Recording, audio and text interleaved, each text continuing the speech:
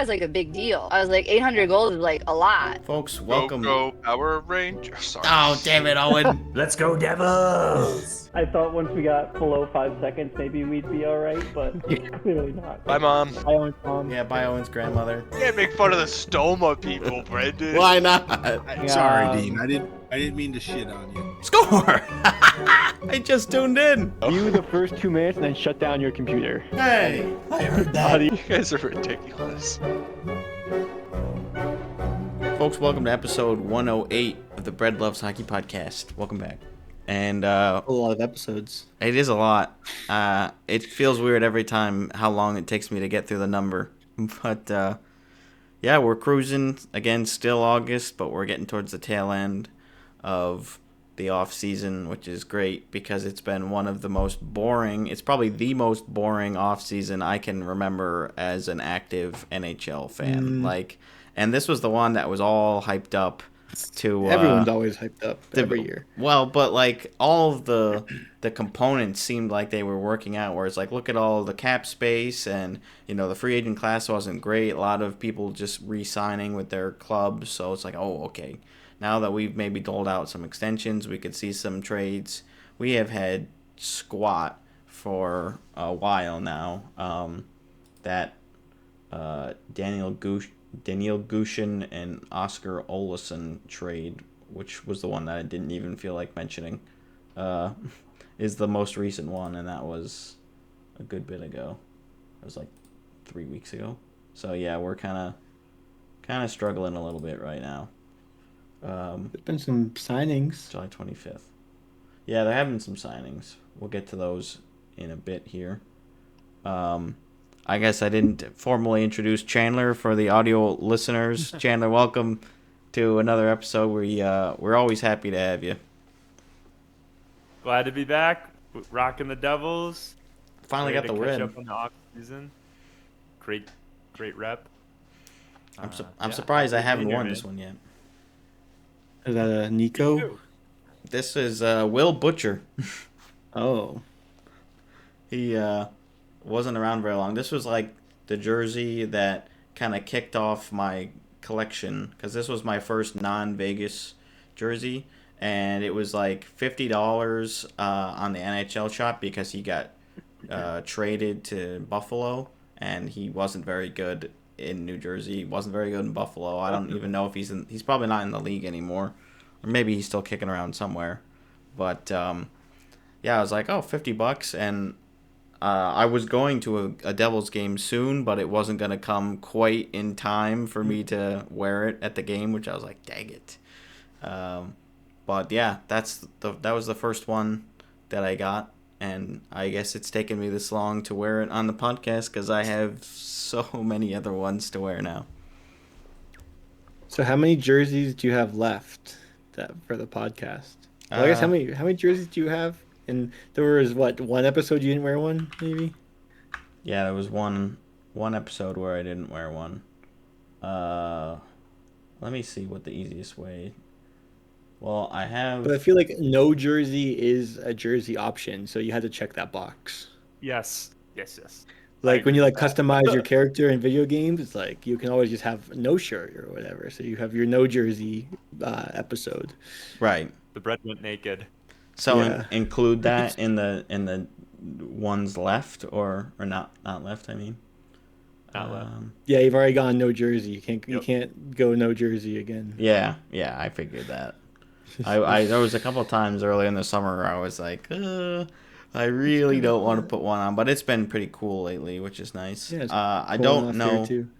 how to easily tell. I have them all just marked. If I wore it, it's a green cell, and if not, it's white. And I don't feel like scrolling through and counting them all, but I can find out and put it in post, I guess. You don't know how many jerseys you have? I do know how many I have. You know you've worn 107. Well, I guess 107 counting today. Yeah, I guess that's good thinking, Dean. 164 plus I have 3 AHL jerseys and 2 PWHL jerseys, so 169. So So 57 more NHL jerseys, and then you'll have to buy more Ooh, yeah, that's, I mean, or trade out some that you've worn for new ones. yeah, that's right. I haven't bought one in a while either. I've been trying not to. Very intentionally, like, don't look at things like I really don't need to buy anything I mean, right it is now. tempting because you send me like the deals too. I'm like, oh, $50 Avs jersey. I mean, maybe. Right, right. Like, yeah, that's what'll happen. It's like I wasn't expecting to buy one of these today, but I found a good deal, and it was like, $200 off. yeah, it's Yeah. like I have this now. Like I didn't expect this today, I'm but basically losing money not buying this. that's jersey. what usually goes through the Called old world noodle. Yeah.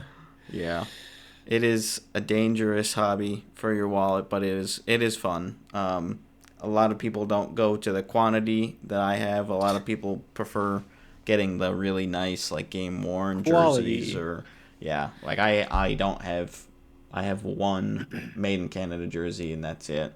So I don't have any of the cool ones, but I just like to have all different styles, of course.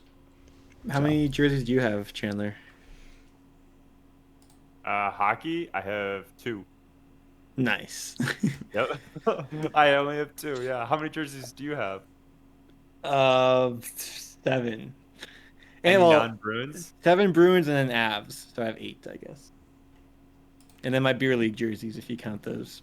100%. 2 Ice Monkey jerseys. There you go. Yeah. Oh, Ice Monkey. I want to get an Ice Monkey jersey. Yeah. Ooh. And then a couple blanks coming our way for the Yeah, new yeah. season. Oh, whoa. Yeah. Wait, what does the Ice Monkey jersey look like? If it's readily I can show available? you. Do you want to see the Yeah. home or the Show it away? to- show Actually, it I like to- the home better. The home's a better All one, right, right, show the home. Brendan? Show the home. Yeah. Okay. Sorry to derail, but I'm so intrigued. Yeah, we never really get like a good look at them, like really close up when we're watching the Dean's Den highlights. So let's take a look.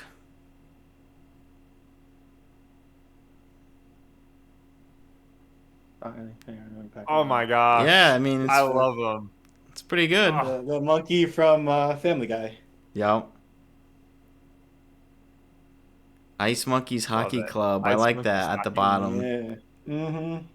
It's a nice touch. INHC. Some people have like sponsors on their jerseys, which I don't know like how that actually works. But I'm like, I don't.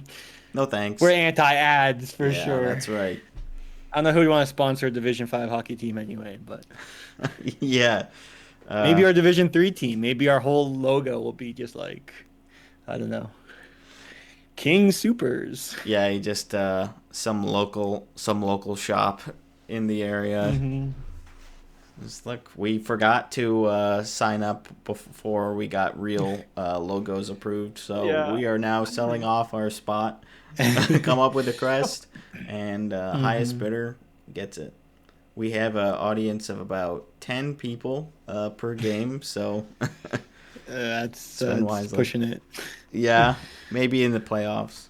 Yeah, playoffs. We've had like, well, and when we won the championship, the finals, there were probably like 50 people. It was crazy. I mean, that's cool. Yeah. Cool to win with other people in the building, Yeah. unless they weren't rooting for your team. Yeah, I think it's probably a even mix. better. Yeah. Yes. better Girl, for yeah, we won. Yeah. Have you ever played beer league, Chandler? I feel like I already asked you this once. No, I don't think I have. No, I've done like pond hockey a bunch, drinking pond hockey, Yep. beer league soccer. I've done that, but never beer league hockey. Yeah, it's fun. It It is definitely fun. cools the nerves. Like, play so free. A little more aggressive sometimes. Mhm. Oh yeah. Well, that's what it's for. As long as you don't assault anybody. Yeah. Which some people definitely take it too far. Usually it's like somebody who Usually couldn't it's make my it pro. captain. Oh yeah. Yeah. Yeah. I actually kind of side note. I've been getting whatever the algorithms like. You need these videos, but it's like U30, U35 men's like just town football leagues, and they are just absolutely destroying each Oh other. my Oh And I'm like, no. I'm like, man, if I got hit like that right now, I'd be like, Yeah. I couldn't go to work the next day. I'd be like setting up my life insurance policy. Yeah, our leagues are non-contact. I still skate with my head down way too much to play like Mm. contact Yeah. hockey. Yeah, that's true. I'm sure. Yeah, like some of those football players must be like accountants or something, and they like just Oh yeah. that's their release is like the only way I can get through being a freaking accountant is playing pickup football with my other buddies that are all like 32. Yeah. Yeah, well, that's what it's for, I guess. Yeah, why don't we just shift into the Devils season preview? We've been waiting a bit for this one.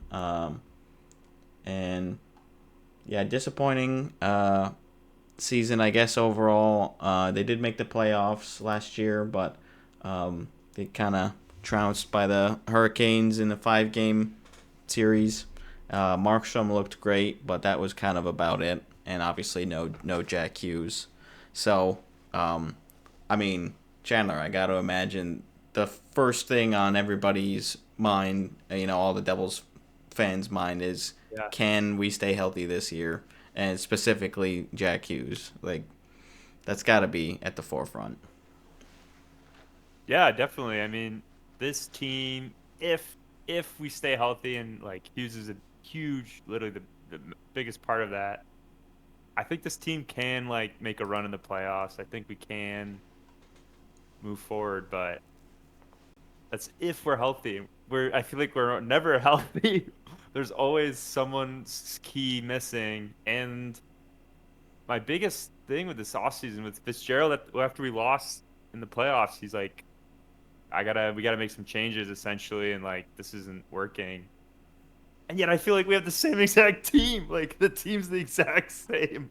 It's We And have you done got like this yeah. this nothing. guy, Arseny Gritsuk. Oh, I guess it's probably Gritsuk because it's like Datsuk. Gritsyuk, something like that. I'm guessing there's no Y, right? Because that's how you spell like Datsuk, Y-U-K at the end. So it'd be Gritsuk. I mean, he's also Russian, so well, I assume he played in the KHL. Last couple of seasons in the KHL. 19 goals, 19 assists in 50 games. But I guess he's 17 projected on goals, the third 27. line, so that's new. New Yeah, to I you, mean, yeah. Not new to the Connor organization. Brown, I think he'll be a pretty solid. I think he'll probably be the biggest like producer for us. We have Dadonov. Dadonov. Yeah, like, he's not He'll be moving the alright. needle a Like, ton. no one's moving the needle. I thought we lost some pretty good locker room guys, especially Hala. I mean, yeah, we got a pick for it, but I don't know. I've been pretty disappointed, honestly. Like, I'm not sure what you guys would grade the Devils offseason as like fans of other teams, but I'd give it an F. Like, especially if the Luke Hughes, contract doesn't get resolved like quick.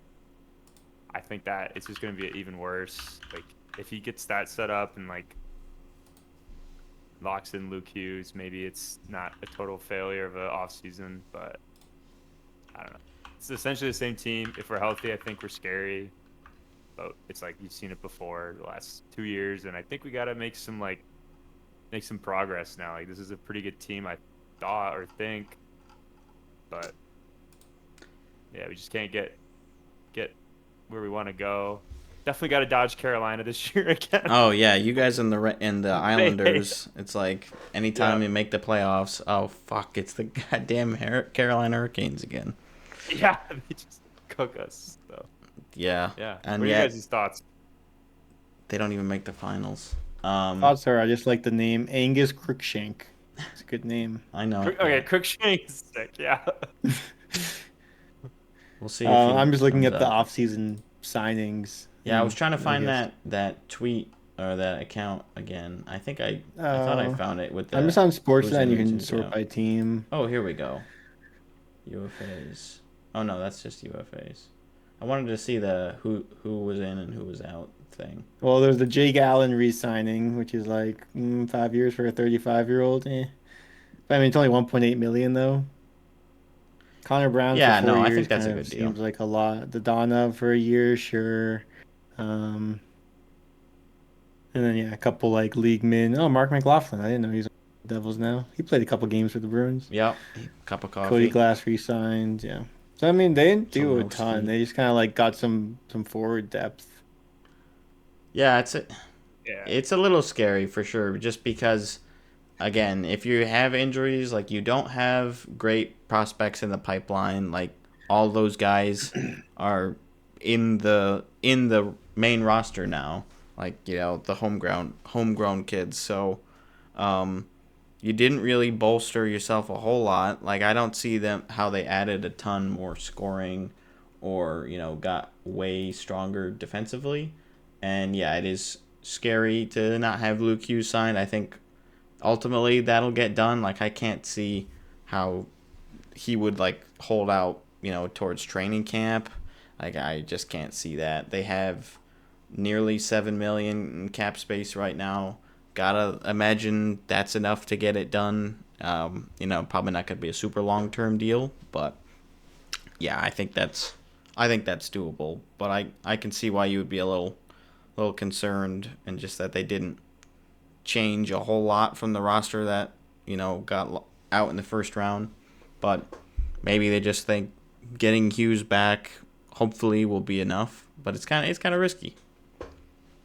Yeah, I think the logic is that we would have been really good if Hughes was healthy, and we would have moved past. But like, I don't I know buy how many that times are logic. we gonna. I do too. I believe it as well. But if this year if Hughes gets okay, I'll ask you guys a question. If Hughes gets hurt again through the playoffs and we get a first round exit or we don't make the playoffs, what do you do? What would you do with Fitzgerald? Do you say we just need Hughes again, or is it we're not building enough other supporting talent? Trade Luke for Quinn. I don't know. That's it. We gotta get Quinn. Upgrade. Yeah. Yeah. Yeah, I don't know. That. I mean, yeah, I think they still look like they looked good in the playoffs despite the injuries. So if they are healthy, I think they can win the first round. But yeah, you just hope your star player doesn't get hurt again. You're like, what are the chances of him, like, unless he's I know. injury prone Yeah. now, but like, what are the chances? Like, it was kind of just like not a fluke injury, but not something that's gonna linger, I don't think. But so like, what are the chances our best player gets injured 2 years in a row? Like, hopefully low. Yeah. Right. I mean, it's a pretty fair assumption that like unless you really know that something's going on, where if it was like a back issue or something where it's just not gonna go away, he should be ready to go. Yeah. I mean, last 2 years, Jack Hughes, 62 games played.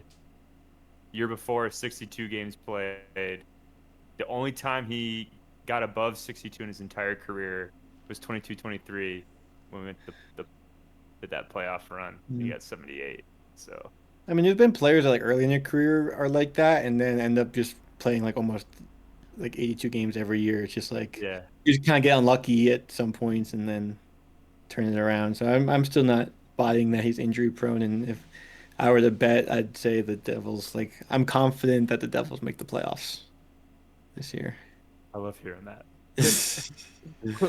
I'm getting cynical. I'm just I thought we were gonna do more this off season. Yeah, I mean, there's still time. You can definitely make trades during the season, like way before the trade deadline. Like it's, we see trades all the time in December or November. It's like, okay, we need to do something. So there's opportunities, waiver claims and all that. So it's not like they're completely out of the woods. There's not a ton of, tantalizing UFAs left. And we're not seeing an offer sheet at this point. In the off season and with who's left. So yeah, there's still options for Fitzgerald. I don't know how much more tweaking I'd really expect. Just quickly go over the projected lines, which I don't know if these are completely accurate or not. We've got Palat, Hughes, and Bratt, I think is probably going to be the top line. I don't have any problems with that. Maybe Palat could swap in for Meyer. They've got him on the second line with Heischer and Nason, which, 20 goal season for Nason. I didn't expect that. I'd imagine you probably didn't either, Chandler. Does that seem like it's sustainable for him, or it's kind of just like that's more looking like a career year type of thing? I think he can sustain it. He's a really good player.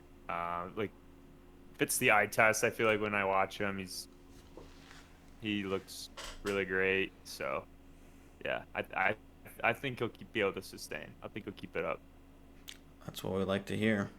He shot 13%, so it's not like he was crazy. It wasn't like a Morgan Geeky season. Yeah. Like 13 is like high, but like it's not unheard of. It's rare for someone at his age. He's 32 to have a career year in goals. So I don't know if I would expect like him to break through again next year and get like a 25, 30 goal season or anything like that. But yeah, he could probably still hover around 15 to 20. I mean, he got 14 last year, 13 the year before, so like he's been consistent-ish. Yeah, that's decent.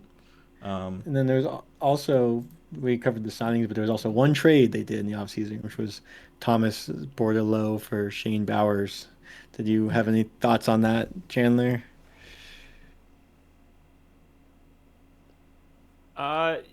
Not too much. I mean, I think Bordelot's a pretty good player. Solid, but he doesn't move the needle for me either way. Kind of, which was what I was hoping for this off season. Yeah, I mean, I don't know if you've even heard of him. Like, obviously Shane Bowers, I know, but Bordelot, I'm like, maybe just because he was on the Sharks.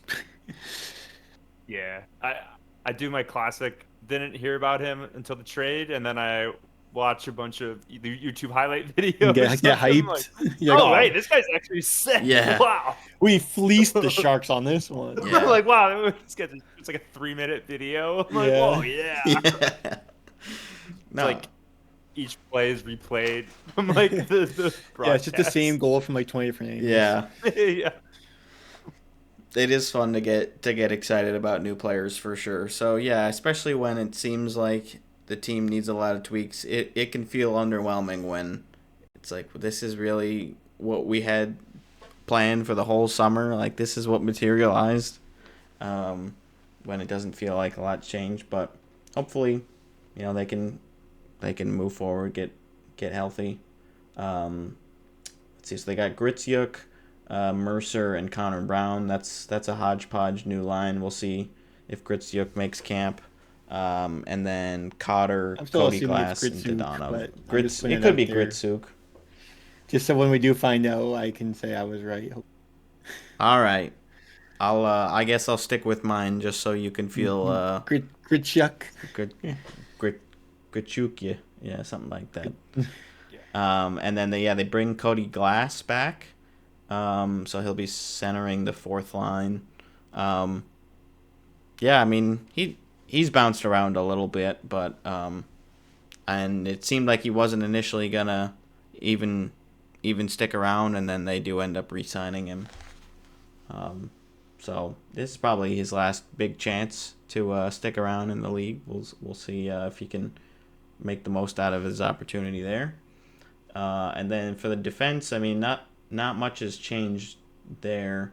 Actually, I think it's pretty much still the same. Dillon and Hamilton, Hughes, obviously gotta re-sign him, and then Pesci and Siegenthaler and Nemec. So you got a good balance of youth with Hughes and Nemec coming up, mixed with more veteran presence in Hamilton, Pesci, Dillon, and Siegenthaler. So it's like, it's pretty solid. I don't know if it's super high end as far as offensive scoring, but yeah, they should be pretty good. And then same tandem from last year, which I'd be pretty happy with, at least as far as how Markstrom played. Allen, I think, is decent at his age and for the amount you're paying him. And then you've got Dawes still in the system, I believe. If I need think be. Markstrom's like the opposite Hellebuck. Like he stepped it up in the playoffs. He did. He, especially He in looked the so good in that elimination game. overtime. The Yeah, overtime game, yeah. it was tough. I was like, nobody else could make anything happen except for him on New Jersey. I'm Like they like, you couldn't got even to get shoot. offensive zone time. Yeah, they weren't getting the puck. Anytime they had the puck, they couldn't get a shot away, and then it was a turnover, and then it's like 2 minutes of sustained pressure in Yep. the offensive zone or neutral zone from Carolina. So it was tough, and especially when they got that power play, it's like, well, we're running out of chances here. Like, you either need to make something happen, a crazy play on the PK to keep yourself alive, or it's gonna be a little too late. So Mm-hmm. yeah, where, I guess, Chandler, do you have them landing in the Metro? You sound pretty confident in playoffs. Dean does too. You know, I think the Metro is probably one of the easier divisions this year. So I'm curious where you kind of have them landing. Yeah, I think I would put them number 2. I think they can get to second. Carolina haunts my nightmares and invades my dreams. So I think I don't know if we are above Carolina, but I think 2 is definitely, I would say, the goal, at least for the Devils. Yeah, and then you wouldn't have to play them until the second round at least. Exactly. Hopefully. Exactly. Yeah. Where do you guys have them? I'd probably put them at 3. I think the Caps get worse and the Rangers get better, so it kind of just balances out and they end up in the same spot. So Rangers in second, and then the Caps in either a wild card or fourth. Yeah, probably. So then Carolina's first. Yeah. Yeah, that's Something like that. it's definitely possible. I think it's tough for me to say Carolina can't and won't win the division. I agree. Like, it doesn't seem like Washington can sustain, that crazy season from last year, given their age. They do have some young kids who've taken a step forward, but I mean, Ovi's just not gonna score 44 goals again, right? You don't know that. Like, Don't doubt that I guy. feel like we said this before. yeah. Carlson too. He's getting just another year older, but yeah, they still got a good group. I don't know if I'd necessarily drop them out of the playoffs yet. I'm still kind of tinkering in my mind. I haven't even written anything out yet because I really want to sink my teeth into all the teams and rosters and stuff before I fledge out my full bracket. But I feel pretty good about New Jersey still being in the playoff mix. Maybe a wild card if I think like one of the Rangers or maybe even the Blue Jackets, kind of bump into the conversation. But I would be surprised, barring like an even worse injury situation, that they can't make it through. Yeah, if Hughes stays healthy for the regular season, I think we. President's Trophy. Oh yeah, that's what I'm talking about. 100%. Then you replay this video of me shitting on Fitzgerald, and he's. Yeah, we'll bring you back on in March and be like, "What happened, Chandler?" Just like last year. Yep. Yeah. Sorry, Tommy. Get the chance going. We didn't mean it. Yeah, well, again, like we say with all of them, we're just waiting for the season to get underway, see what the final rosters look like, and I'm so excited for hockey, even though we're still 2 months away here, or well, about a month away. I don't know exactly when training camps and things start up. It's got to be middle of September, I think. They might have bumped it a little bit earlier because of the Olympic break, and then there'll be 2 fewer preseason games. So that'll be at least good that we're getting right into the thick of the action. Like as soon as the preseason games start, it's like, all right, I just want to watch the regular season now. So we're getting close. Still a little bit of time, but which we need because we still got to talk about the Bruins. We gotta. I don't think we had Sam on yet, so maybe get him on for talking about the Caps. Maybe there's probably a couple other people I'm forgetting that we would want to preview with, but we'll see what we get through. Obviously, we weren't getting to every team this season like the NHL analysts do and all that, but we do our best. Once we start the getting relevant paid, we'll ones. do that. Yeah, I mean, I'm not going out of my way to cover the Flames if I don't have to. Which I guess speaking of coverage nationally, that is, we did get the national TV scheduling for this year, so we once again know how many national games each team will have this year. Vegas is pretty high up there with 15.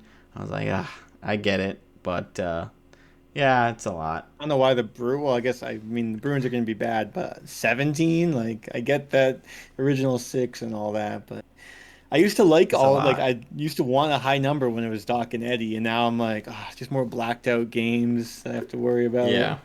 Like I like to open ESPN Plus and I'm like, why isn't it here? But I guess this is exclusively on TNT, ESPN, or ESPN Plus. So I guess some of these are probably viewable on ESPN Plus. I just don't know how many that is.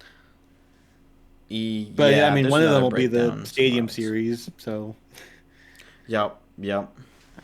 Which I think that one is on. I'm shocked the Habs have ESPN Plus. none.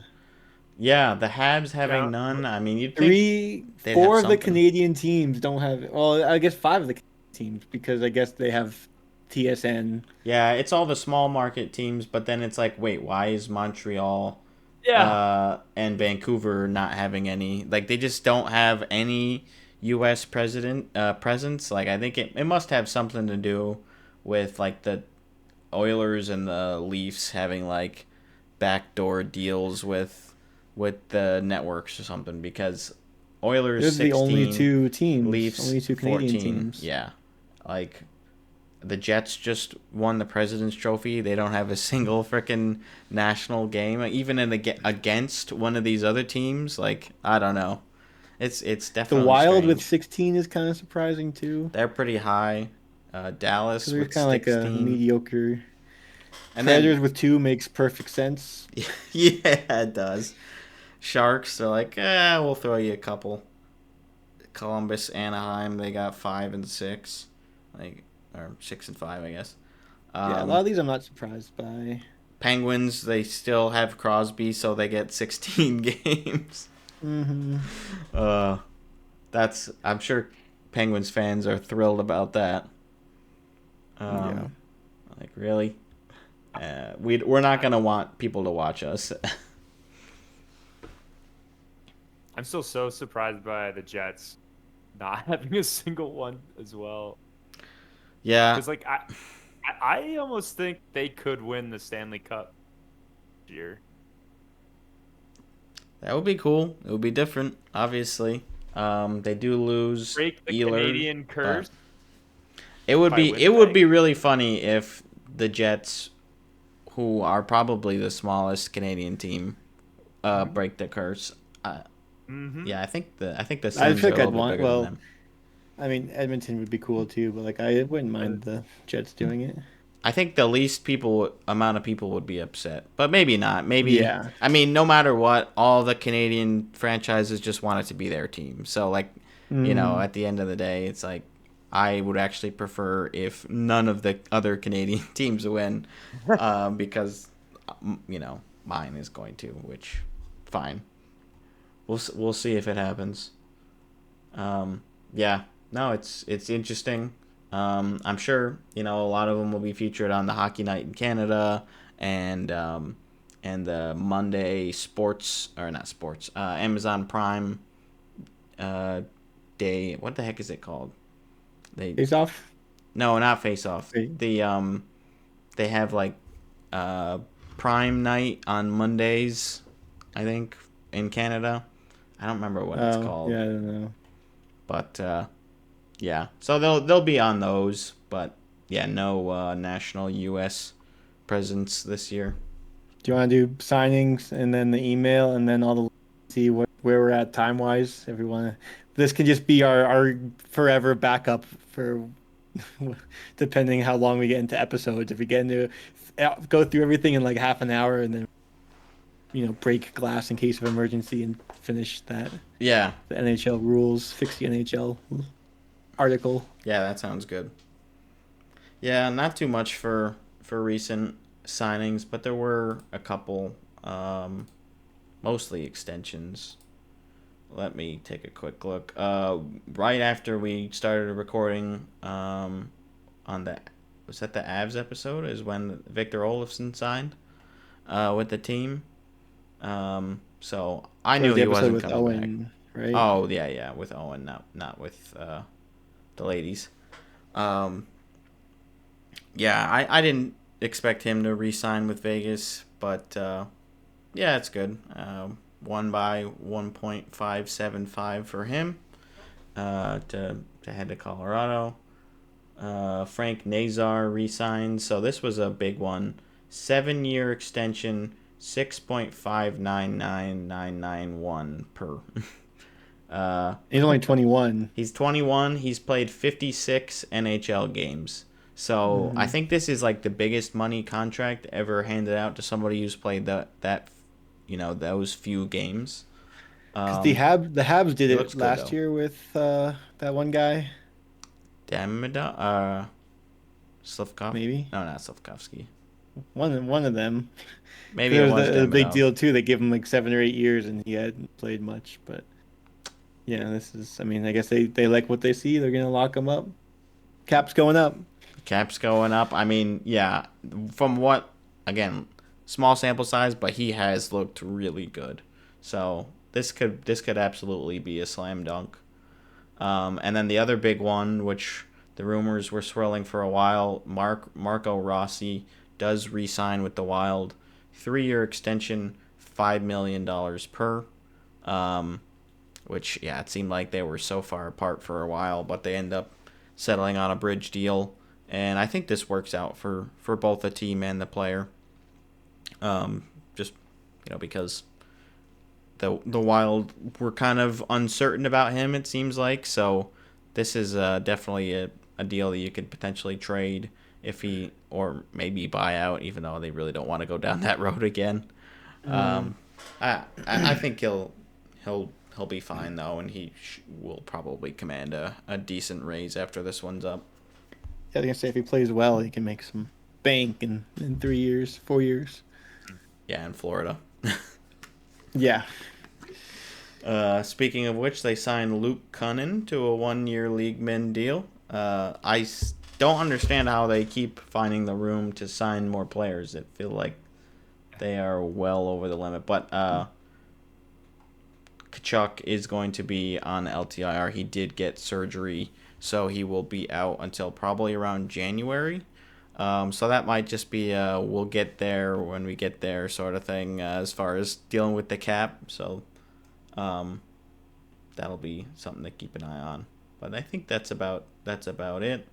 A couple of depth guys for Ottawa that I'm not going to mention since Owen's not Jan here. Yannick. Jan Yannick, we have mentioned him before. I don't know who Crotty Cameron is. Crotty. Just a couple alliterative names. We love those. A couple of guys. We do like those. Good dudes. But yeah, that's pretty much it. And no recent trades, like I mentioned earlier. So yeah, you want to go into the email then, Dean? Yeah. So we did get an email. It was the day after we recorded last week, from my dad.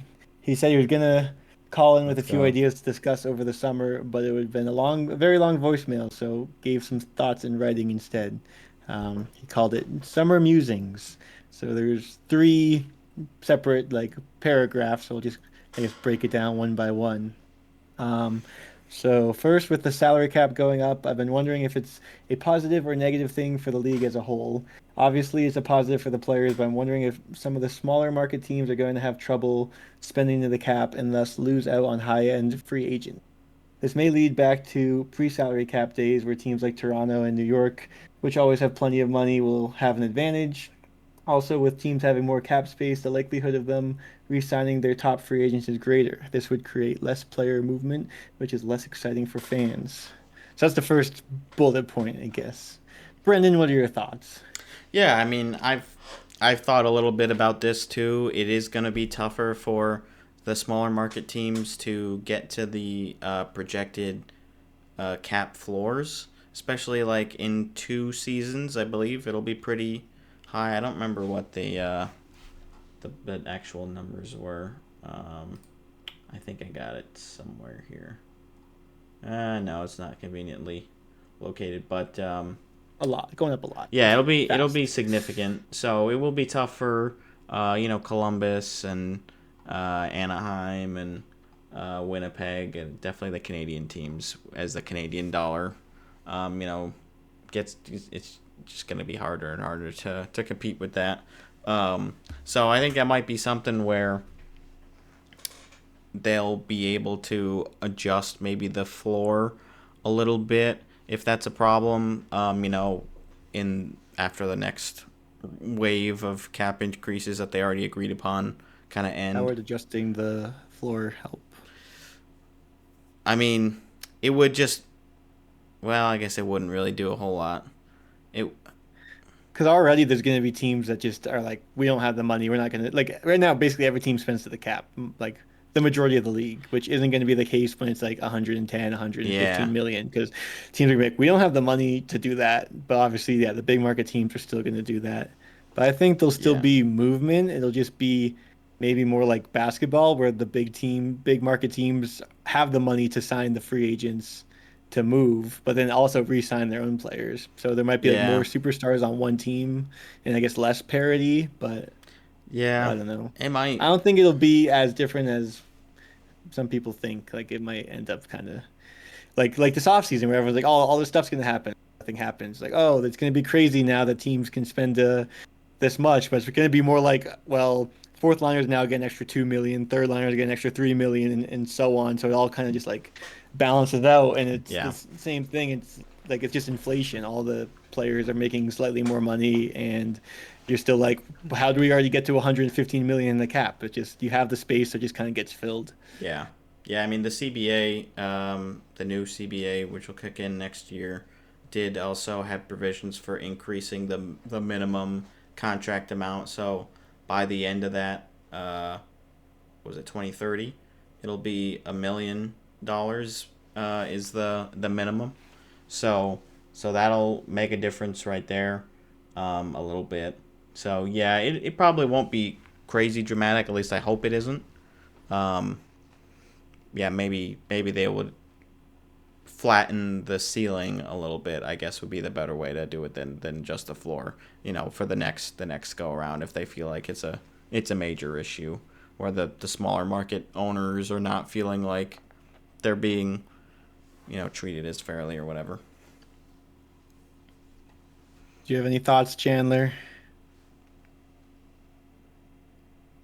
No, I think I agree with what you guys have been saying. Okay. Great for the players, like seeing these guys are putting their bodies on the line, so it's good nights they're able to make some more money. At least with the NBA, like I know in the cap increases, usually it is like players are able to move around more, and that's kind of exciting because now other teams can have enough cap space to just outbid their home teams. Counter to that is that, yeah, like you guys mentioned, the small market team kind of lose out, but I'd say it's overall okay though, and I don't think you're gonna really notice anything.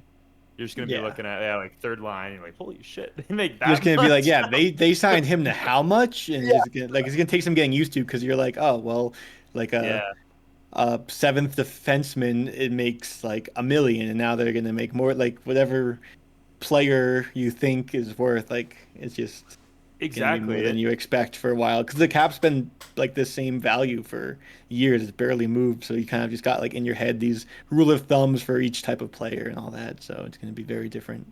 Yeah. Yeah, it's interesting too to see how each GM like handles like like in 5 years we're gonna look back and be like, oh, these were GMs were smart and didn't overpay for this type of player, this type of group, or this other group did, and now they're in like cap hell essentially. Or Their maybe they'll teams. feel like an overpay at the time, and then in 5 years you'll be like, oh, that was actually a really good deal. Or Like vice versa. Yeah. signing him then instead of waiting, because like even I remember when McAvoy got signed, it was like 9.5 million. I'm like, that's kind of a lot, and now it seems like nothing. Like with because that was before even the news of the cap, even the signings like this off season, or like maybe not this off season, like months ago before the cap projections came out, and it's like seemed either fair or like an overpay. And now it's like, oh, they like the player got fleeced. Yeah. Yeah. Exactly. So, yeah, with hindsight, like obviously the contracts will look very different in the future, so it'll be interesting to compare those. Yeah. Agreed. Next paragraph here, Dean. All right. Second, I've been wondering if the league should return to a more unbalanced schedule. Last year, the Bruins played Montreal only 3 times. Divisional rivalries always created a good balance of hatred and respect in the past, making regular season games more exciting.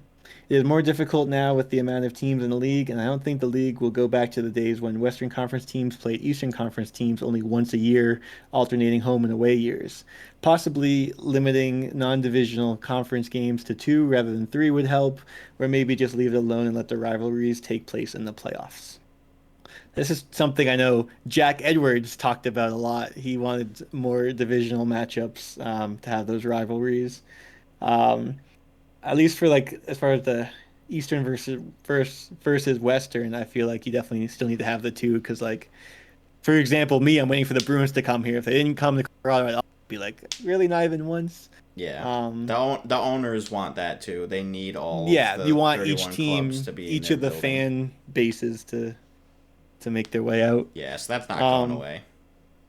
Yeah, but I don't know. Well, now there's 2 more games, or there will be. Maybe you can make those divisional. Yeah, 'Cause that is what's gonna be the case. It's those 2 games for the next season are gonna be divisional games, so it'll balance out where you play all of your divisional opponents the same amount. I think it's 4 or 3 times, 3 or 4. But I also wouldn't be opposed to the non-divisional games being 2 rather than 3. Like you could kind of just massage the numbers a little bit to kind of get back. Like you're not going to be playing Bruins Habs 8 times a year or whatever, but like you could bump up the numbers like 1 or 2 maybe.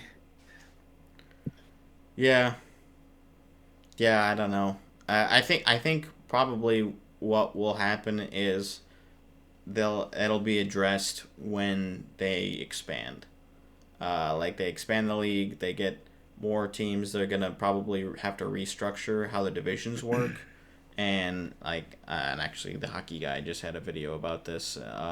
Looking at potential 36 teams and what that looks like, which we're far away from that. Like, I think that'll be at least 10 years away. Hopefully more than that. But it'll probably be either like 6 divisions of 6 or 9 divisions of 4. Do something like that. I think there's a couple options, but yeah, they can change the divisional games and stuff. There's still the option of doing seeding 1 to 8, just Eastern and Western, and getting rid of like, because I mean, people have argued like, oh well, if we were in the Metro instead of the Atlantic, we would have made the playoffs. But like, it's like I think people have crunched the numbers, and it's pretty rare that like it actually makes an effect on whether you make it or not. Like maybe the seeding would be different, but it's obviously more fair to just go 1 to 8 just based off your like what your standings were. But then you don't have the divisional first round matchup. So maybe, like my dad said, it's fine the way it is, just because for the playoffs you have a divisional matchup, unless it's a wild card for the first round. So that helps with the rivalries. Yo, definitely heard that complaint before. So I think people want it back to how it was, the good old days. Yeah, which I get it, but it's just not realistic with how many teams there are. It's it's not necessarily feasible. So I think going to the 84 game schedule will help address it, and then they'll have to do something when they expand. But I don't think they'll make any big changes. Not enough need to.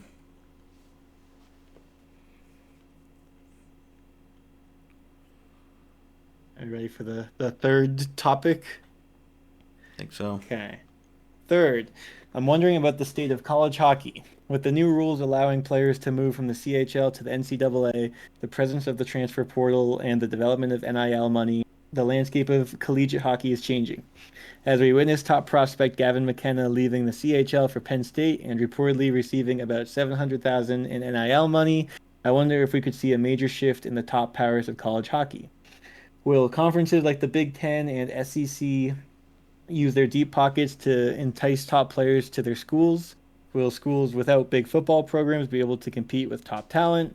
The ECAC and Hockey East are primarily schools with rich hockey history, but not so much football. And as Southern schools develop hockey programs, the Northern schools may have trouble recruiting players. Would an 18-year-old player from Red Deer, Alberta pick Potsdam over Miami? I don't know.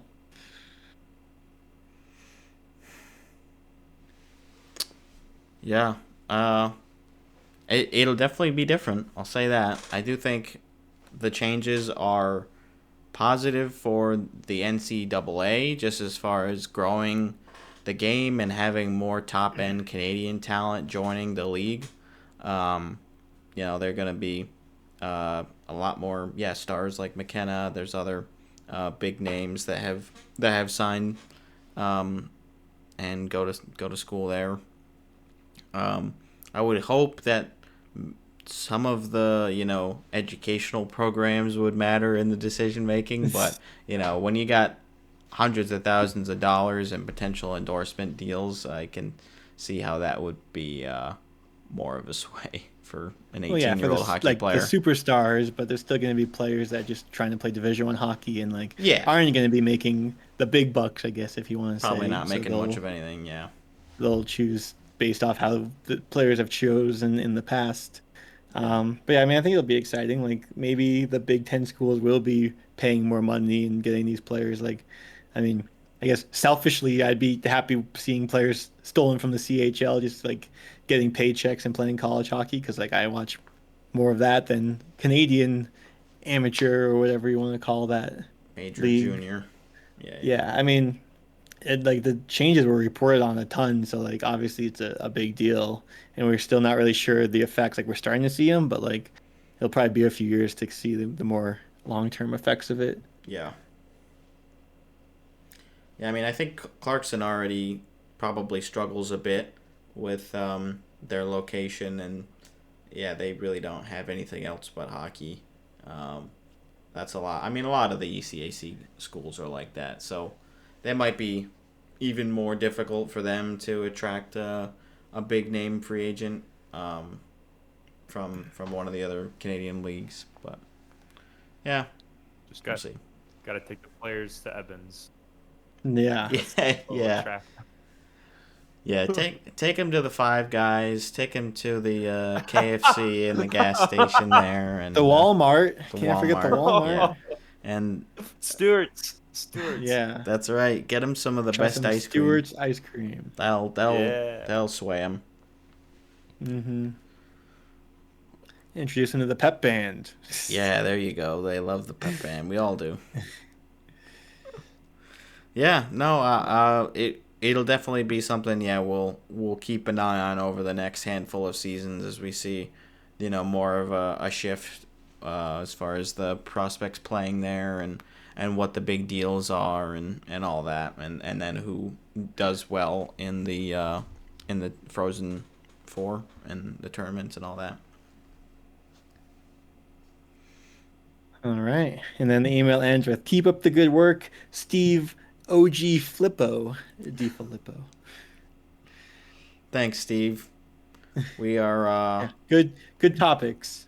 We are happy to hear from you. We are going to be seeing you in a few months here, I guess, in November. Chandler is also going to be joining us on the California trip. So we're looking forward to that. And then the only person, ironically, that we're missing today is Owen. We should get him on the podcast more. Yeah, we never seem to get enough of that guy, do we? I did mention that we were recording tonight, but I was thinking about wearing the BLHP jersey because I'm like, well, if Owen came on too, then we could all wear them. Yeah. Well, I saw you have it displayed Yeah, nicely. I got it featured. Sometimes I'm covering it, but try my best not to. I'm always gonna be covering something. Mm-hmm. So yeah, no, we are excited. We haven't locked anything up quite yet, but we're looking to do that next week. And yeah, I mean, we're going to California. It's exciting. Woo! Woohoo! Have you guys been to California? Nope. Had a layover there with when Owen and I were going back from the Vegas trip, but I didn't leave the airport. So I'm gonna say no. I have not been to California. Nice. That's exciting. Yeah, it'll be cool. We're gonna see the big areas, obviously, LA, and I mean San Jose. You can argue it could be San Francisco, Oakland, or all kind of in that same general area. But yeah, it'll be fun, and we'll get all the details sorted out here. See where we're sitting. I did mention I looked and there aren't any really fun specialty promo nights for the games that we're going to, like they do first however many people get like a bobblehead or Did you see the Sharks like were that. doing a bobblehead night of why am I blanking on the well, it was Toffoli with like the two rookies. There was the picture they took last year in like the hotel room. It was like they had like a sleepover or whatever. Was that Smith and Celebrini? Yeah. You can get like a bobblehead of both of them and then a separate one of Toffoli or something. That's Kinda awesome. Fun. Yeah, I mean, they're a fun team. They're definitely going to be a fun team to watch still this upcoming season. They're not going to be pushing for a playoff spot, but they'll be fun for sure. They were fun last year, too. So, I would hope they would still get at least 20 wins. Did see Jay Fresh just put out his projected standings. He did have Buffalo making the playoffs as a wild card too, which definitely ruffled some feathers. And I believe he had the Devils winning the division. Love it. So that's cool. We'll see how that I don't goes. trust it. Uh, Buffalo make playoffs. that would be really cool, for That'd be sure. awesome, but And and I had the Canadians in last place in the Atlantic Division, so you would be happy about that too, Dean. What was that? The Canadians were last in the Atlantic Division in Jay Fresh's projection. Oh, nice. Actually, I think they were last in the league. Which, I mean, I would say that's a little bit too much regression for them. They did just squeak into the playoffs, so I don't think they'll be that bad. But yeah, that was fun. A little look at that. Let's go into. We got a couple of notes for the ECHL. The ECHL recently approved expansion membership for Augusta, Georgia. They'll be the 32nd team, with the New Mexico team joining in a few seasons as well. So they'll be playing in 2027-28, which I think is the same year for the Rio Rancho team. And the team, which will be named later, will be owned by 2007 Heisman Trophy winner and former National Football League quarterback Tim Tebow, along with David Hodges. I was just looking that up. Do you know who David Hodges is? I've heard that name before, but I don't know if I'm mad. He played the keyboard and was the backing vocalist for Evanescence. So I was like, I think he's the guy like singing in like "Bring Me to Life." I was trying to confirm that. Wake me up. Yeah, that guy. I can't Wake up. Has like the rap Save part. me. Yeah. No, he's good. That's cool. I didn't know that's who that was. So, yeah, Augusta, welcome aboard to ECHL soon to be. That's fun. And then the Greensboro Gargoyles, who are joining the league this year, have unveiled their inaugural jerseys, and this is the group, the Paul Whitney and Bisonet and all them group. Are they the team that one of the name choices was going to be like the Cutthroat, or was that a different team? That's the Rio Rancho one. There's too many new teams. I know, they have been expanding rapidly.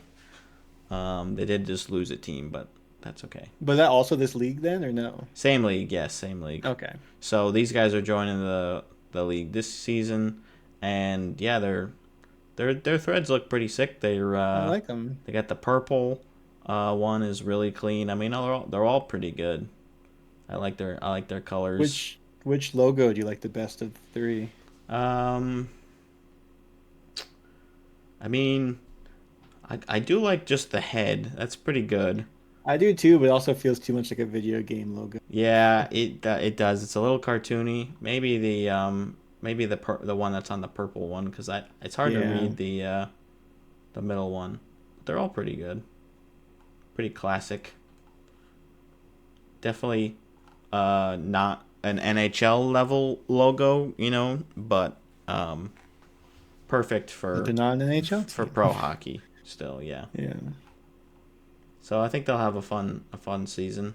I don't know if they're gonna come up this way. Like the not all of the ECHL teams travel to every arena every year like in the NHL. Obviously, they don't have the funds for that, and there are some pretty far distances between teams. Despite it being the East Coast League, it's obviously not the East Coast League anymore. So yeah, we'll see if they come up here. Maybe I'll catch a game. I have to look. I assume that the Thunder schedule is out by now.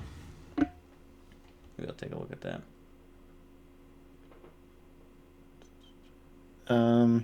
I just add this like yesterday, I think. Pro women's hockey player to earn record $100,000 in league. So, Emily Clark with the Ottawa Charge, highest paid women ever for the sport of hockey. That's cool. It's pretty cool.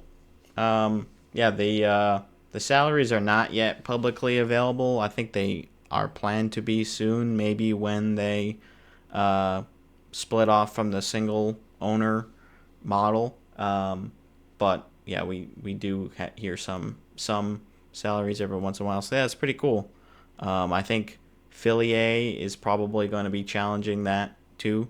She did just get extended. But yeah, that's cool. It's just good. I think the PWHL continuing to grow is only gonna, cause player salaries to grow too. Excuse me. Just looking. Oh, looks like they are going to Greensboro, but they're not gonna. Oh wait, yes, Saturday and Sunday in late February, they will be playing Greensboro. Oh, Friday as well. Cool. So maybe I'll plan to go to that game, see the jerseys. I guess you only get to see one. They'll all be wearing the away jersey, but oh, that's pretty cool. I'll have to pencil that in. Anywho. I'm looking at the USA Olympic jersey right now. I like it. It's very clean, very simple. They didn't try too hard. They're like, this is just the U.S. jersey you know and love. Yeah. Here it is. I like it. I mean, I don't know it and I love it. Good job. Exactly. Like, thanks for not screwing with them too much. Yeah. Like, I can immediately identify that. Yup, definitely American. It's not like bawdy or anything. It's just a classic USA look. So that's good.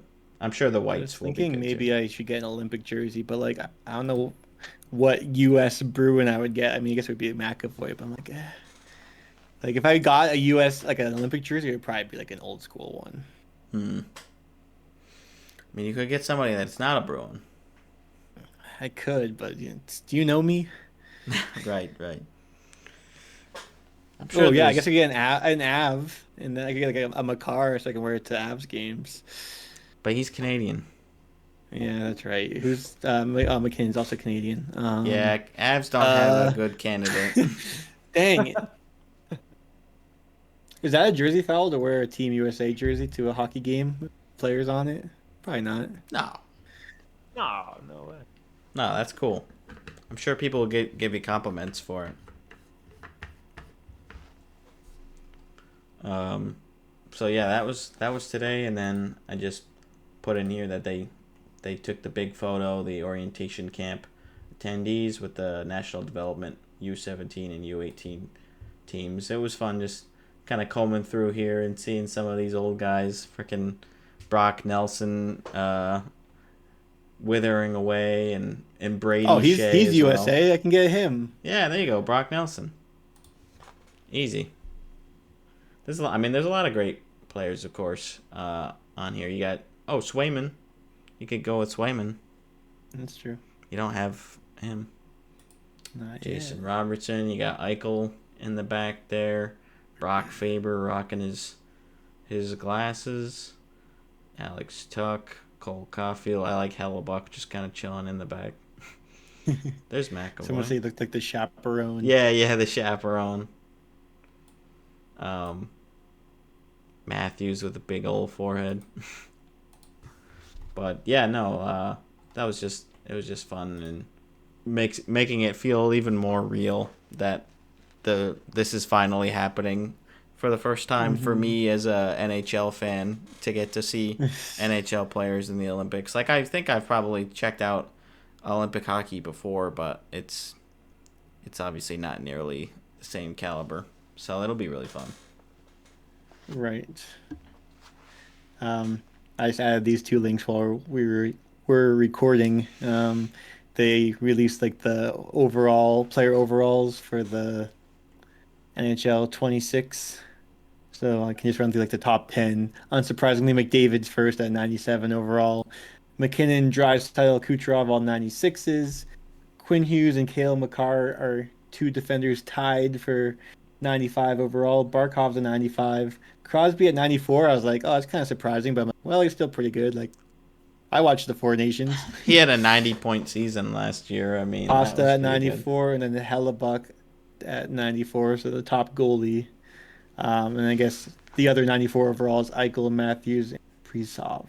So that's the top 13. Let's go. Pretty good list. Couple of Panthers up there too. Zach Werenski is a 92, feels a little Mitch high. Marner, 92. Darlene is a 92, feels kind of high. No, not Darlene is good. Yeah, He's I just guess in it just goes on Buffalo. the Sabres. Yeah. Same thing with Werenski, although he finally got some recognition this year because he scored a whole bunch. And kind of. Ovi's a 90. He's this Ovi and Tim Stutzla, same overall. Different eras. Different eras. One's for on the sure. rise, yeah. Yeah. Nico, he's sharing. It's pretty good for Ovi, though.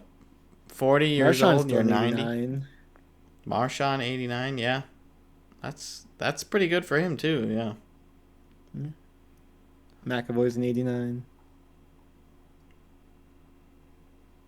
80, yeah.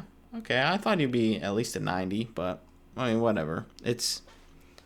I don't really care, obviously, as someone who doesn't play. Yeah. People will argue over these like every year. Oh, yeah, and they do update them once the season starts, right?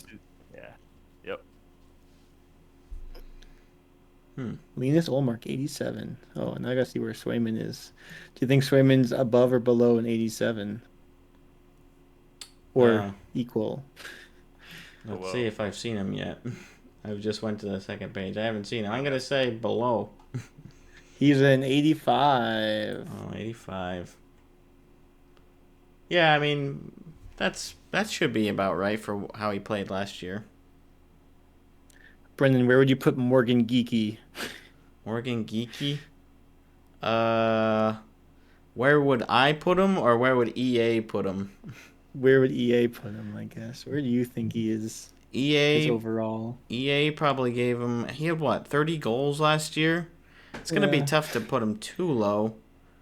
Swayman was an 85. He might be an 85 too. I'll say 84. 83, pretty close. I almost said 83, but I didn't. I want to Lori's give an him a little 84, credit. and Zaka's an 84, and Elias Lindholm, and Casey Middlestad. We have lots of 84s, so that was a good guess. Oh, Zadorov's an 85. That seems high.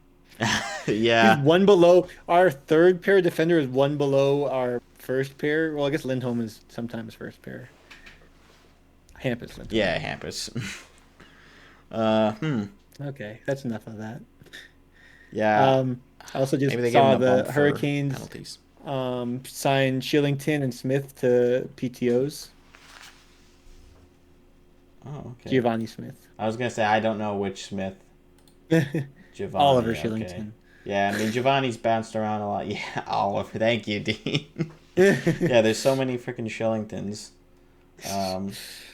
Shillington's only 28. I thought he was at least 30 with how many different teams he's played with. You should know that our team signed him, the Breads Toasties. Was he one of the ones that his contract expired? Do we not have It probably was. Yeah. Yeah, we Spoiler. did. Well, it's not spoiler. This will be out. The other video will be out before this comes out. But Yeah, you should watch that. We thought we were so smart, and we were not. we messed up a little bit on the expansion draft, so stay tuned for that one. Oopsie. Or I hope you enjoyed it, I guess. Yeah. Oh, so he's only played for 2 teams. I thought he had bounced around, but not too many, or maybe a few. Yeah. But okay, that's cool. We'll start to get more PTO announcements as we get closer to camps. It's fun to see what veterans can still make a roster and then make an eventual impact in the lineup. Like I think Zach Aston Reese was on a PTO with Columbus last year and ended up, playing for most of the season. So you like to see that. You like to see guys get a shot. And there's probably a couple of UFAs right now that haven't been getting many calls. Roslovic is still out there. He's like he was like the big fish left, and it's like really we're fighting over Jack Roslovic, and he still hasn't signed almost into September here. There really aren't a ton of big names though. I'm a little surprised Grizzlick hasn't re-signed. Again, just scrolling through, I'm like, man, Because that's not much. the big bully Tatar. Panthers won again, so everyone's looking to sign 6'5" defensemen, not 5'10". Yeah, I guess so. It just I don't like the whole idea that if you just get a bunch of big guys, your team will be really good. Yeah, the Bruins are like, see, it doesn't work. Yeah, yeah, we had them. We suck. Well, when we had Grizzly, we were better, and then we traded for slow big guys, and then we sucked. Yeah, no, you're right. It's just the other way around. Yeah. Well, I think that's pretty much it. We don't have a whole lot to really go over. I don't know if we have enough. I don't know if we need to dedicate enough time to the archive thing. I feel like we're on the cusp. We're kind of short right games. now, but if we do this, it'll be another 20 minutes. Yeah, I think we'll just save it. What if we just do? What about one round? Just One round. All right. Yeah, that's round fine. 3.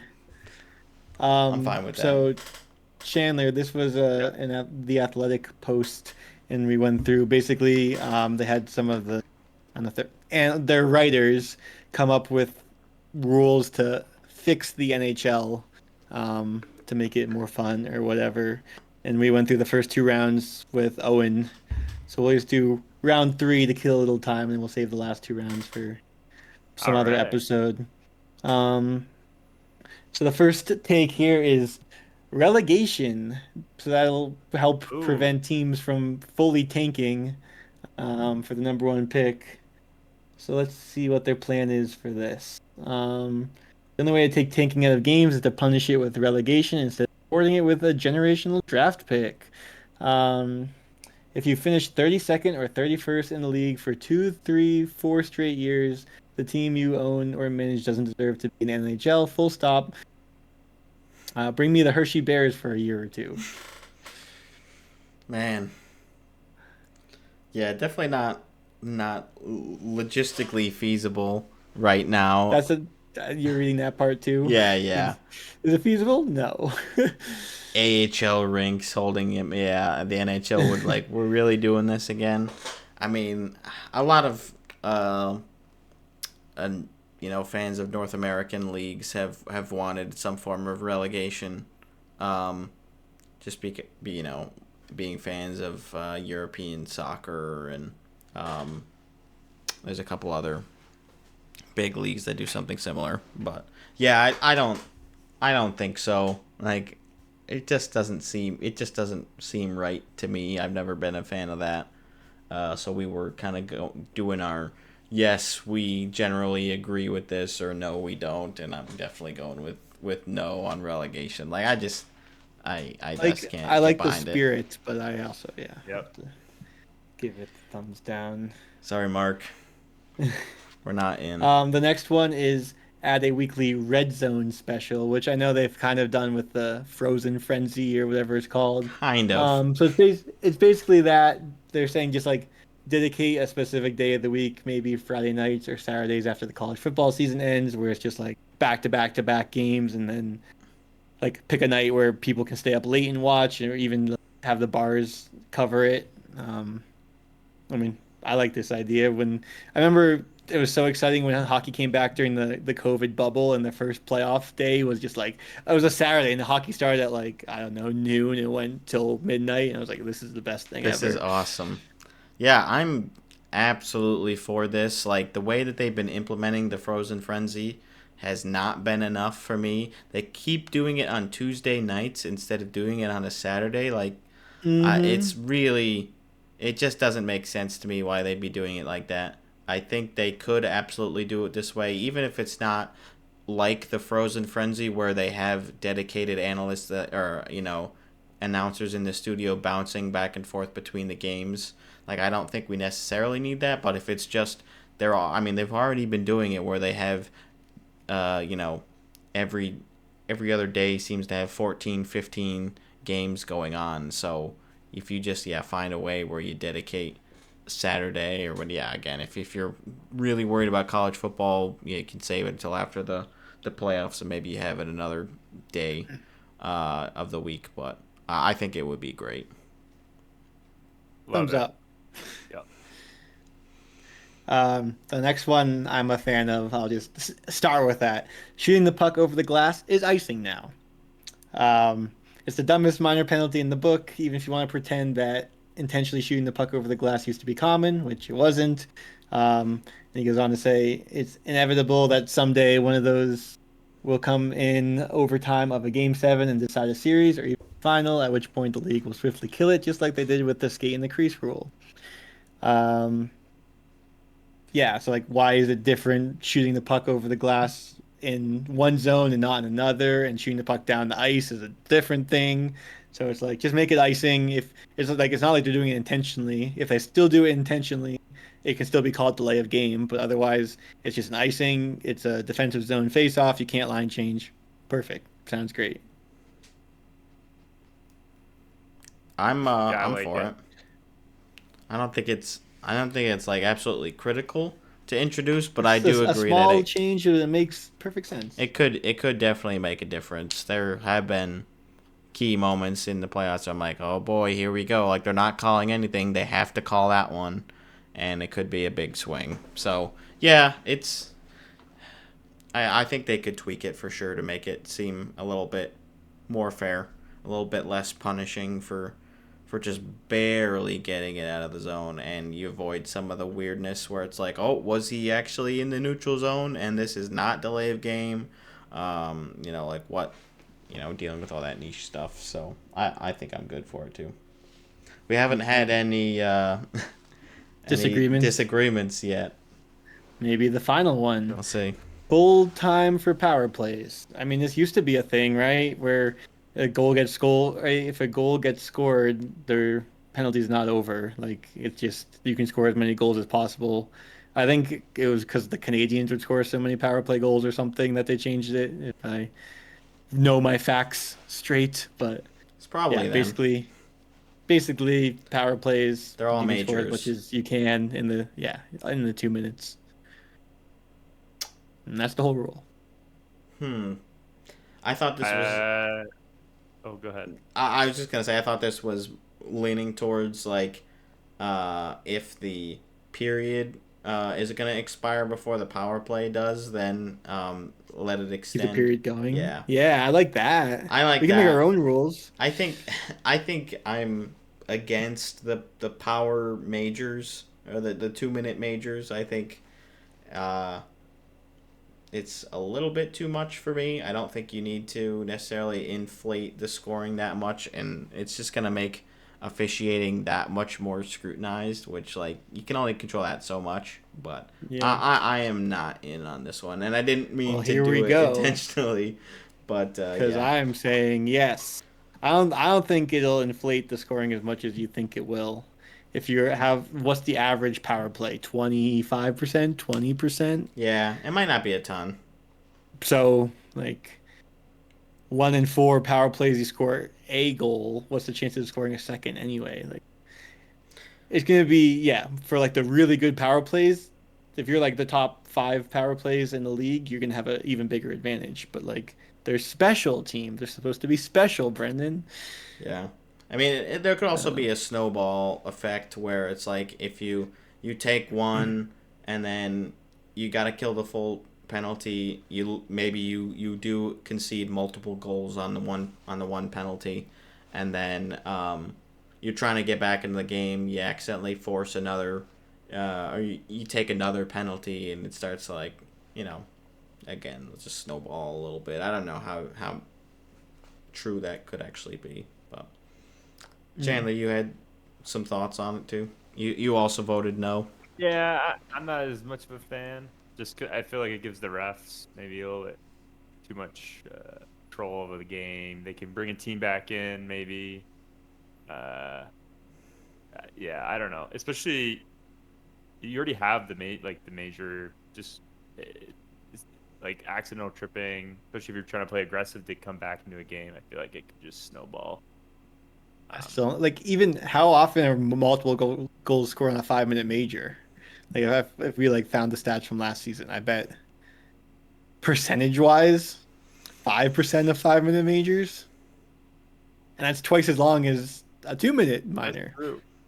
I don't think it'd make a big difference, but it would give more excitement for that time you do score an early one. You're like, oh, we a minute and a half, we can score. Yeah. Do you think it would change how the game of like the players play? Like, do you think they'd be?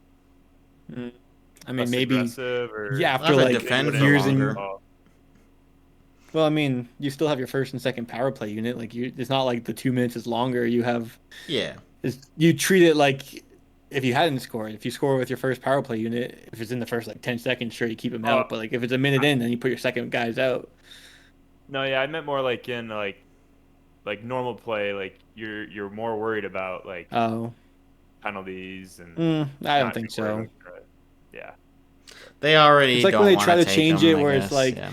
We're like, all right, this year we're getting serious about slashing. We're gonna call it, and then it's like players don't adjust, and then they're like, all right, we'll go back to just calling it how it was. Like it's like a bunch of penalties in the first week or two, and then they just go back to calling it normal. It's like we're trying to crack down on these penalties this year, and it happens, and then it's. I mean, it's worked before. Like I mean, like hooking. Like, people used to just like ride people with their stick. Like that's not a thing anymore. And I mean. So it does work sometimes. I think in the early 2010s they made an adjustment to slashing, and it kind of stuck because you have to be strict for a while, and then the players like, all right, I guess they're not going back. Like we have to actually relearn this. Yeah. I think I'm still out, but I understand why you're in, Dean. I'll give you that. Well, I figured I had to do my part in the argument. We had to have one debate. So. Yeah. Now, what I do like was the other rule that was Brendan's idea by the bread. Extending. If there's less than 2 minutes or whatever, that could be cool. I feel like the split is like you never score on between intermission power play. It is. At first, I used to think like, oh, fresh ice to start power play, that's good. But I'm like, oh well, you have a minute, and then the period ends, and like you lose your momentum, and you start back up at center ice. You have to get in, and by then it's like you don't have much time. Yeah, especially when it's like 10, 15 seconds. It's like, man, this is just. It's not a waste of time, but it's like, man, it's just so unlikely that you're gonna be able to generate a major chance with the man advantage. Yeah, like even is probably like the best. Like if it's split 1-1, because otherwise, like you said, if it's a minute and a half in one period, that's like basically your power play's got cut 30 seconds short because then it's essentially the puck gets cleared out at the start of the next period. Yeah. Yeah, I guess you'd have to just decide whether or not you would have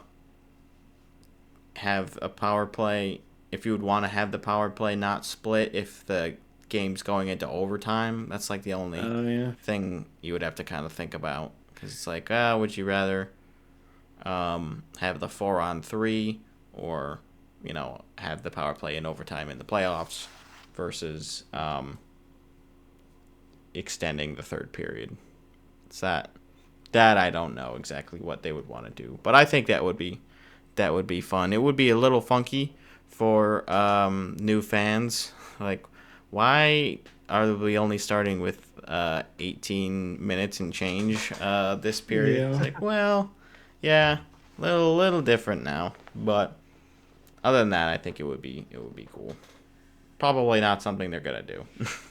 No.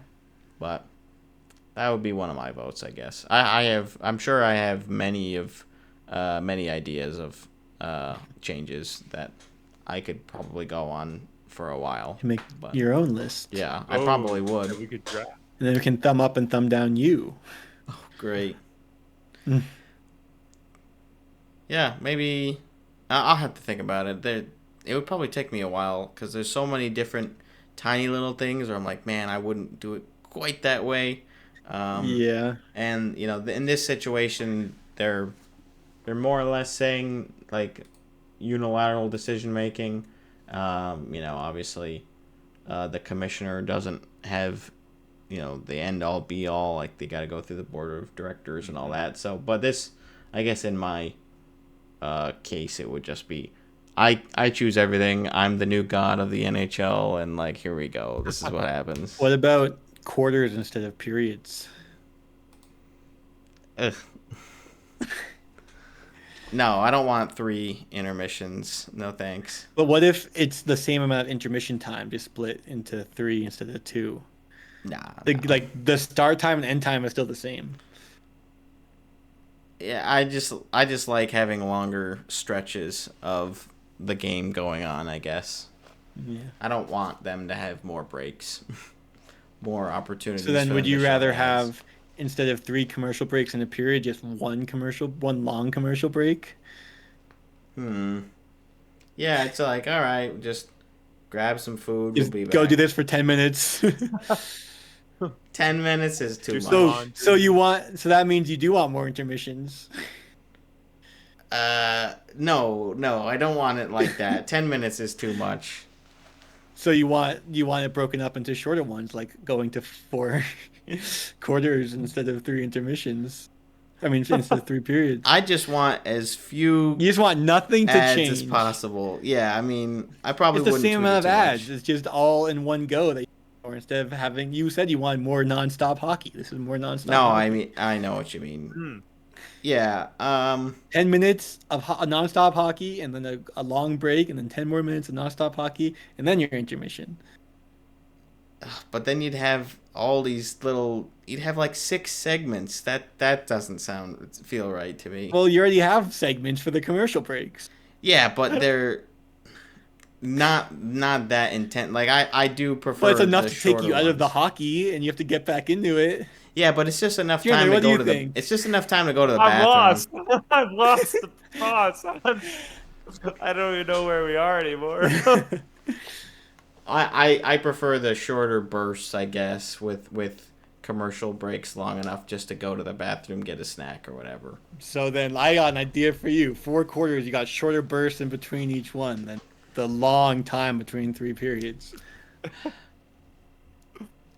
I feel like I prefer the 20-minute period length. I don't know. Maybe I'd Why? have Because to. longer? Oh, the period length. Yeah. Yeah. I don't know. Just it's different. It's also just because it's not football. It's not what you're used to. Like yeah, it's just a little bit. It's just a little different. I don't know. That's not one I had prioritized. I don't think. Clearly, since I can't formulate a thought over here.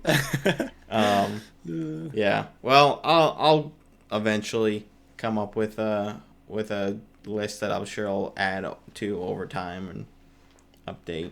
Maybe some things will actually be implemented that I want. Doubt it, but you never know. We got some major pull on this show, you know. That's right. We have almost 100 subscribers, so hoping to get there soon. You do a bit of rounding. Yeah, that's pretty good. That's plenty of pull for the league. So I guess we'll wrap up here. Chandler, once again, appreciate you taking the time. We'll chat again soon about the trip, and we're excited to have you there for your first BLHP hockey trip. Yeah, that earns you a sticker. That's right. A sticker. Yeah. Oh shit! I can't wait. Don't show it to me. Oh, I'll be okay. surprised. I'm not looking. We were prepared. No gone? spoilers. It's gone. It's gone. Yeah, it's gone. Okay. You're safe Okay, now. hell yeah. It's a safe space. Well, thanks for having me on, guys. That would be a It's good thumbnail, though. So maybe don't look at the podcast either. Yeah, Sorry, you already know what happened. Yeah. No, but thanks for having me on, guys. It was great coming talking on. about some Devils. So I'm so excited for this season. August is a slog fest for sports, and I'm Yeah. ready to get back. Yeah. Are you going to be going to the home opener again this year? I think so. Yeah, I got to check with my buddy Alex, who I go up the last 3 years now. We've gone. Yep. So, yeah, I'm planning for it. But we gotta set it up. Cool. Plan it out. Yeah, that it's a sounds great that time. sounds fun. Yeah, we'll go. We go when the players do the red carpet. So we'll go. We'll see all the players. We're like pretty much like right next to them. Get stuff signed. It's awesome. It's a real fun You gotta time. bring your friend who has gotten like all the things signed. Wasn't that Yes. Chandler? Was that Yes. you? Yeah. Yeah. Yes. Yeah. Exactly. Yep. Save a couple signatures good for the rest luck. of us. Yeah. Yeah. I will. I got you guys. Just give me your stuff, because I'll get it signed. Because they'll be worried. Too busy signing my stuff.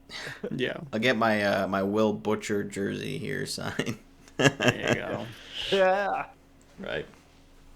Well, we'll wrap up here. Thanks, everybody. Subscribe if you haven't done so. We're trying to hit 100 soon.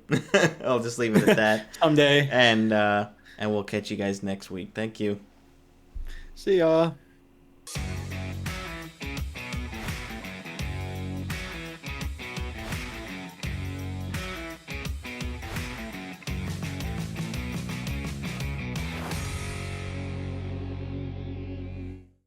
That's 1, 2, 3. There we go. That's pretty good. That's 1, 2, 3. Dean, you're pretty As good always. too.